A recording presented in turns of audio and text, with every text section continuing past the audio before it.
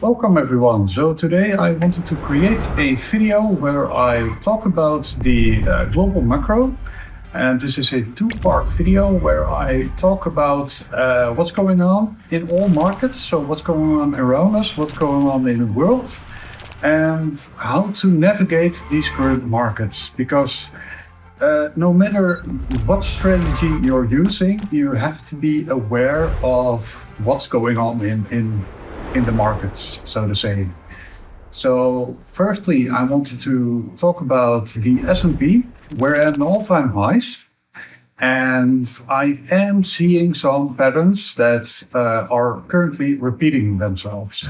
So if we go way back in history, we have the dot-com bubble, but we already saw a lot of signs. So in 1999, everybody was panicking, and eventually we had the dot-com bubble and we had the crash of, I believe, 83%.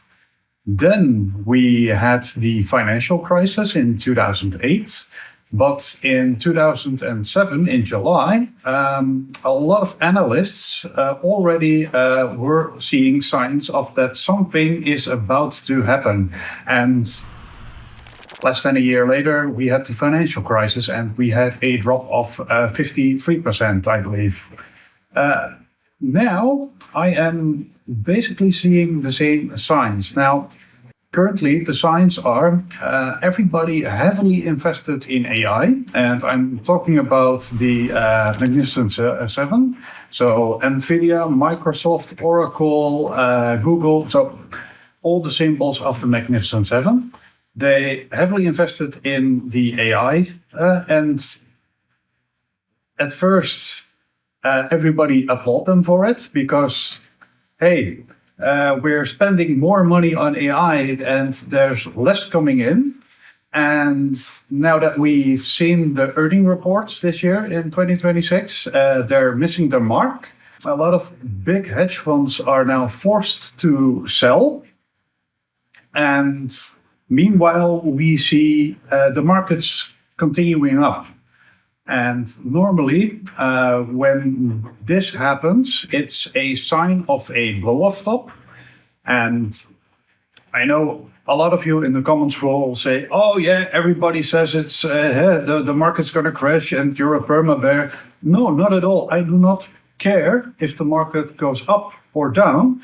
I care on how to trade it. How can I profit off it?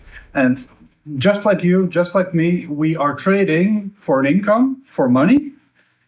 And I don't care what direction it's going, but I like to have a bias going into my trading session. And knowing what's going on around me is very important. So no matter the market that I trade, if I'm trading crude oil, if I'm trading NASDAQ, if I'm trading the ES, I want to know what's happening in the stock market, in the option market, and what's pulling my markets. So if I'm trading ES and the market suddenly goes down and nukes on me, I need to know why it's going down. And usually it's linked. So let's say I trade the NASDAQ. And I see that the tech stocks are plummeting, so the XLK. Then I can also understand why the NASDAQ NQ is tanking at that current moment. This is also a reason why I'm building the Sharpnel Terminal. So Sharpnel Trading, if you go to my website, you can also see that I'm working on creating a terminal. And it has a lot of macro panels, but it's basically giving you an overview of what's going on in the other markets. Even though that you're not trading the other markets, that doesn't matter. You still want to know what's going on, giving you a clear bias of what direction the market could go.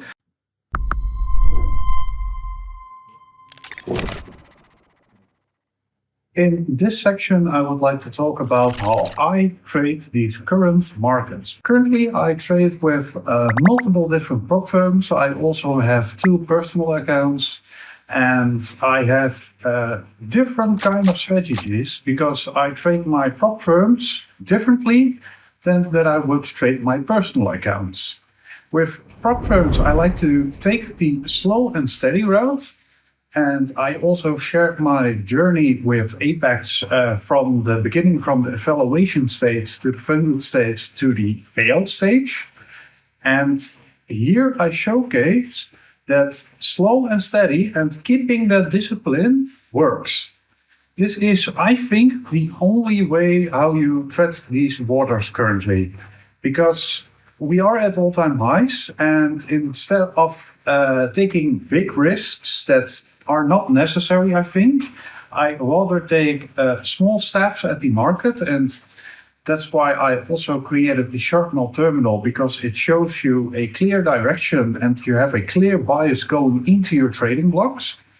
I usually have trading blocks of 1 to 2 hours max, because I scoped it on and I am highly locked into my trading session, and I can only do that for a certain amount of time before I get fatigued. What I'm seeing around me, and especially with other YouTubers, they are trying to sell you a dream, something that is not realistic in my eyes. So they show you a winning trade where they have like 10k profit, and it's all nice, but what account size was it? What's the backstory behind it? If you have a 100k personal account and you make 10k profit, that is still a lot, by the way. That is huge, but and not that realistic. I think you need a bigger account size if you want to aim for that, or the setup is really an A+ setup. But what I'm trying to get at is that a lot of YouTubers are trying to sell you a dream. While I would like to sell you something else, the slow and steady route. Take small steps at the market with proper risk management. I think trading comes down to knowing what's going around in other markets, having proper risk management. So you enter a trade knowing, okay, I'm willing to lose this amount of money. If my thesis is correct, then I will make a certain amount of money. I'm not aiming for the sky. I'm aiming for a couple of points maximum. And I know as a scalper, sometimes you take 20 or 30 trades. That is over trading in my eyes. If you look at my Apex journey, I take 1 to 2 trades a day.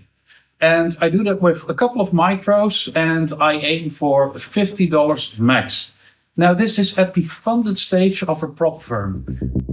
But for now, thank you for watching, and I hope you all have a nice day.